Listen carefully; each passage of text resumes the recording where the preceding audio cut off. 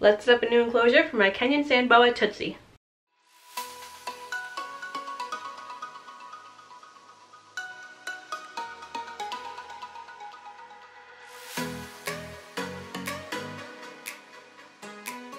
Hey everybody, welcome back to my channel. If you're new, welcome. My name is Zoe, but most people know me as 𝘎𝙪𝙀 Reptiles. And Tootsie is getting a new enclosure today. Now, this is the same size that Tootsie's in now. It's just a different brand, different type of enclosure. And the reason we're swapping to these is because they stack and with room in between for overhead heating. Now, I'm a big fan of overhead heating. It's the most natural form of heat, and I like that it also provides daylight for them. So my goal with this was to provide all three of my small snakes with overhead heating, which means there has to be room in between. So Reptizoo was kind enough to send me these 3 stackable enclosures with the stackers for in between, and we're setting them up now. So Tootsie's gonna go on the bottom because I really don't see her that often.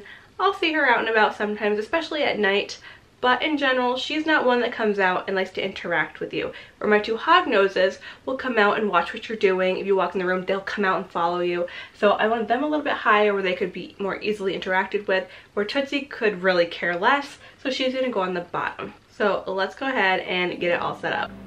So here is a better look at the enclosure. It has a lock, it has a key, it's great. So for our substrate, we're using a mix of coconut coir, a commercial bioactive mix, and play sand.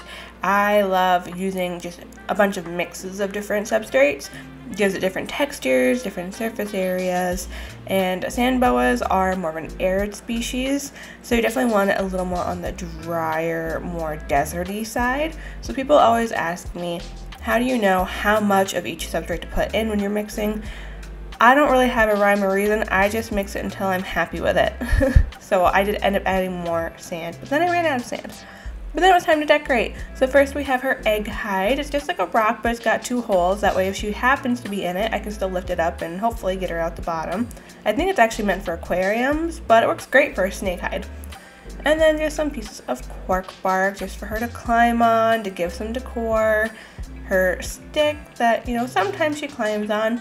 It's a common misconception that sand boas don't climb. Sand boas will certainly climb, and Tootsie, for one, loves to climb. So I make sure to give her things to climb on. And then for this setup, we're doing fake plants. You may remember in the last Kenyan Sand Boa setup video I did, I attempted to go bioactive and I had live plants and everything. And though the live plants survived totally fine with her in there, the issue was with the live plants, I couldn't find her and I struggled to get her out because I didn't want to uproot the live plants myself.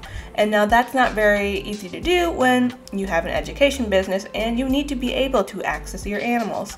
So for this setup, we're just going all fake plants. That way if I ever need to access her, I can without ruining the aesthetic of the setup. And then of course, my favorite part, the leaf litter. You guys know I always have to add some leaf litter. And then of course, our water dish, and then it was complete.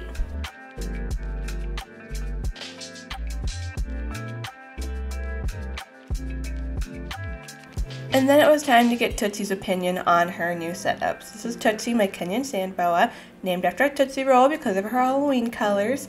And let me tell you, when I put her in, she spent no time getting straight to digging and exploring the underside of the enclosure, as opposed to all the nice decorating that I had done for her. So what do you guys think of this enclosure? Have you used a Reptizoo enclosure before? What do you guys think? Let me know in the comments. And as always, thank you guys for watching, and we'll see you for the next video. Bye!